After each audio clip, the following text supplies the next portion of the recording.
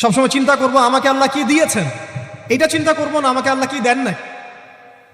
আল্লাহ পাক আমাকে সুস্থ রেখেছেন, নিরাপত্তা দিয়েছেন, আমি খাচ্ছি, পান করছি। এই যে নিয়ামত, আল্লাহ পাকের যে অগণিত নিয়ামত, এটাকে স্মরণ করা এবং সে অনুযায়ী শুকরিয়া আদায় করা। আল্লাহ পাক সবাইকে শুকরিয়া আদায় করার তৌফিক দান করেন।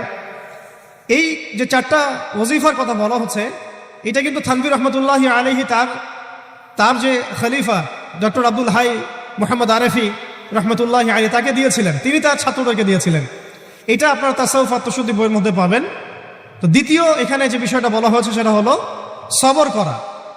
জ্ঞান অর্জন করতে হলেও সবর করতে হবে, আল্লাহকে পেতে হলেও সবর করতে হবে, দাওয়াত ও তাবলীগেও সফর করতে হবে, জিহাদের মাঠেও সবর করতে হবে। আমাদের ব্যক্তি জীবনে সবর থাকে, পারিবারিক জীবনে সবর, ব্যবসায় সবর, চাকরিতে সবর। যেটাই আমার মর্জির খেলাফ হচ্ছে তখনই সবর করতে হয়। আর এটা একটু কঠিন, এই কারণে আল্লাহ রাব্বুল